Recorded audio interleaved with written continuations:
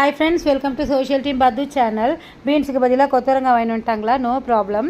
கொத்தவரங்காவை இந்த மாதிரி பொடியாக நறுக்கி அலம்பி ஒரு டம்ளர் தண்ணி விட்டு உப்பு மஞ்சப்பொடி போட்டு வேக வச்சுக்கோங்க. அரை அழகு கடலைப்பருப்பை 4 காஞ்ச மிளகா போட்டு நல்லா ஊற வச்சு மிக்சியில் கொரகொரப்பாக தண்ணி விடாமல் அரைச்சிக்கோங்க. ஒரு தோசை கடாயை அடுப்பில் வச்சு எண்ணெய் விட்டு நம்ம அரைச்சி வச்சுருக்கிற கடலைப்பருப்பை இந்த மாதிரி அடை மாதிரி தட்டிக்கோங்க. சிம்மில் ஃப்ரண்ட் அண்ட் பேக் ஒரு 5 நிமிஷம் வேக விடுங்க. நல்லா வெந்துடும். அதுக்கப்புறம் அதை உதுத்து வச்சுக்கோங்க.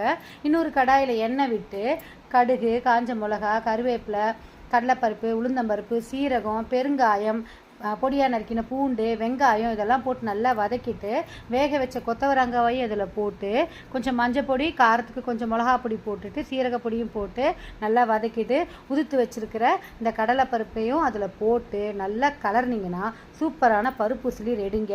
உப்பு தேவைன்னா போட்டுக்கோங்க. கொஞ்சம் தேங்காய் துருவலையும் கொத்தமல்லியும் போட்டால் ரெடி.